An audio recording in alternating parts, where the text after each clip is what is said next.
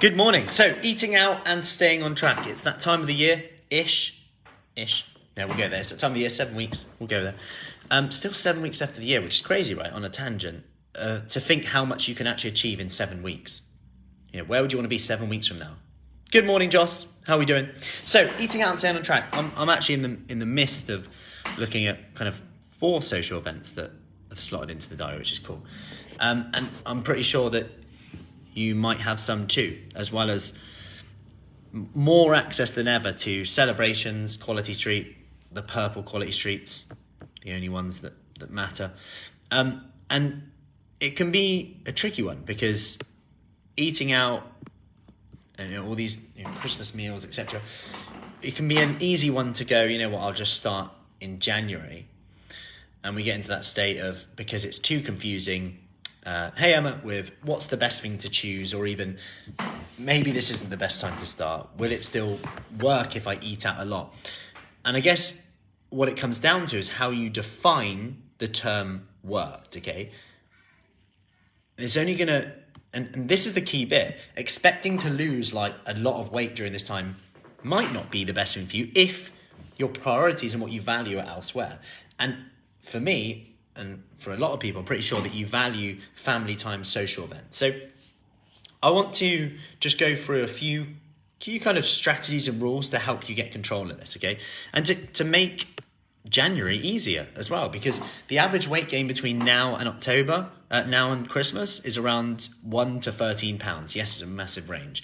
But most people actually lose weight between the months of, say, March to October, and then gain between October December. So it's a good opportunity to really look at, okay, some strategies that I could perhaps use to feel in control. So number 1 would be to choose the social events you're actually going to enjoy more so, like where you might just think, you know what, I'm going to town on this one. Because if you think about how many social events, you might have more, some people won't have that many, but if you actually even think, like I've got 4 and I'm thinking, wow, that's a lot, but actually it's 4 meals out of how many meals between now and Christmas that I've actually got.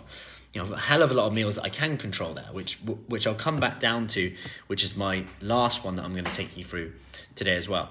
So number 2, if you are eating out and it's like buffet style, walking around the buffet, making a choice prior before you pick up the plate. Like think of when you're at a buffet and it's like there's like picky things like cheese, the amount of calories we eat when it's not on our plate. Whereas eating from a plate can be a really simple thing that just makes us more conscious, more mindful to do it. The next one is having something before you go to like buffets, parties. Maybe not super calorific if you are eating there, but something just to take the edge off and hit that hunger, whether that is something more protein-based, veggie-based. And even if you just say, you know, I'm just going to get a big salad, vegetable-based meal at lunchtime. So even if I do eat a bit more in the evening, guess what? I've still got the basics right. I haven't thought, sod it, I might as well just write off the whole day. You still got your water intake in, your veg intake in. Next one is focus on company, not food. Focus on company, not food. Too often we're just too caught up in the food side of it. And yes, food can make us feel good, but like I said the other day, we've got to consider that we spend most of our lives thinking that we're different to other people, yet trying to fit in with other people, and then not being happy when we don't fit in, but then also not being happy when we don't be true to ourselves and do what we're happy with. And this is why a good question to take with you in this time is, am I making this choice for me, or am I trying to people please? Am I making this choice for me, or am I trying to people please? And when you just answer that question prior to that event, to the choice you're about to make, you can start to go, yeah, actually, am I actually doing this for me? Will it actually make me happy? And it's fine if you do want it. That's absolutely fine. And it's fine if you want to people please, but then you've got to consider, what's the point in making everyone around you happy if you aren't, you know, like when it comes down to it. Because you're probably going to be worse to be around, right? And another question to kind of carry around with this is, will this choice bring me long-term fulfillment or short-term gratification?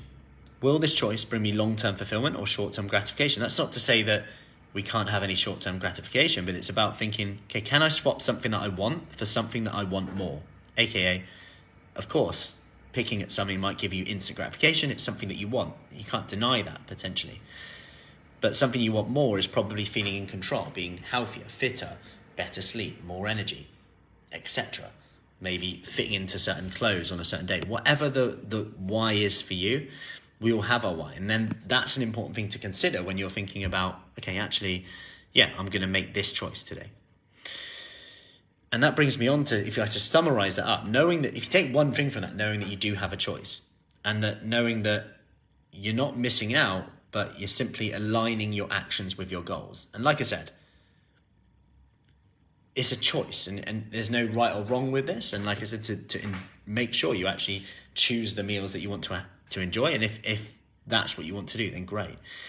So I want to go over this strategy though, that could be something a bit more kind of practical, and it's something that I do and recommend most people do, and that's to think like debits and credits with this. Okay, so whether you're tracking points, calories, whatever, even portion sizes like hand size guide, whatever, is to go into the way of like a budget. So say you had £100 for a week and you spent £80 in a day, you wouldn't think, I might as well spend £800 now. Sod it, I've screwed it up. So instead, you're looking at making little adjustments throughout the week, the day, to cater for that. So for example, if I'm eating out and I know I'm going big on that, and that's that, what I might do is delay breakfast a little bit, but when I have more protein based, keep the carbs low, keep lower fat, little swaps. And I spoke about these little swaps before. Like if I have 0% fat dairy on those days, like a yogurt that's total Greek yogurt, like 0% fat, right there I could save a few hundred calories, and the percentage of protein per portion is now higher. That's going to keep me more full up. I feel more satisfied. I've still had one hell of a big meal because I've chucked in some blueberries on top as well, and it's like 250 calories. I could then grab some soup and some chicken. That's like another 250 calories, and it feels like I'm eating a lot. I'm getting a lot of protein. I could add in some veggies. I could make more of a veggie-based meal. So I've got fiber in there that's going to help not just gut health, but fullness, how full I feel and how long I feel full for. And it's those little things then that I know that I've lowered my intake slightly. Now, I'm not going there hungry. I'll make sure that you could maybe even have another meal before if you wanted to. But I know that's just going to kind of balance it out a little bit. But also importantly, I'm going to try and get my steps in. I'm going to just walk a bit more. I might get a workout in as well. And it's little things by balancing out. And these little choices that I've spoken about just there seem really small, like that they're almost pointless. But it's all about the small decisions that you make. Otherwise, you're going to have one big decision to make in January when you've got to consider, okay, what am I going to do with my diet? What one diet am I going to do? Rather than something that's perhaps fits your more lifestyle. And either or is fine, but what one thing I'm going to do with exercise? How long will it take till I get there? Should I do it from home? Should I do it there? What do I wear? All these decisions come into it, and it feels easier now to put it off. But actually, we can start now and still enjoy ourselves. And like I said, if you take something from this, just that you have that choice and asking that question, am I making this choice for me, for my own happiness, or am I trying to people please? And the monkey on the shoulder might say that, but it's good to make other people happy. But the truth is, what is the point in making everyone happy if you aren't?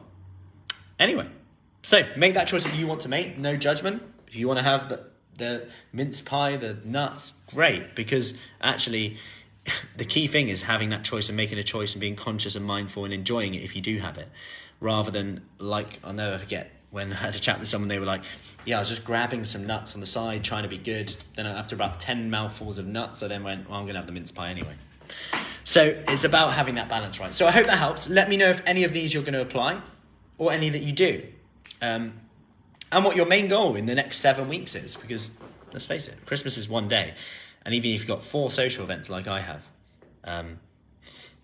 maybe 3 actually, that's still 4 meals before Christmas. I haven't worked out, I should have, how many meals have I got between now and Christmas, and only 4 of them are completely out of my control. So when you put it like that, why is it a bad time to start? Let me know why it's a bad time to start. Because if you can get those small habits in place, and given that most people put on 1 to 13 pounds in this time, that could be a strategy. And I'll give you a bonus one. It's what one of the ladies used last year to much success. She goes, I'm just going to enjoy myself. As soon as I put on 4 pounds, that's my cap. If I put on 4 pounds, I'm going to use, that's my cap now. So if I get that 4 pounds, I'm going to go, I got to rein it in a little bit. I'm getting too excited on the purple quality streets. And I'm not happy with that. And that's okay. So, hope that helps. Any questions, let us know. And I will see you soon. If you want more information about our pre-Christmas habit challenge starting on the 22nd of November, not long now, then just comment below with Christmas and I'll get you the details. Take care. Have an awesome Friday. See you later.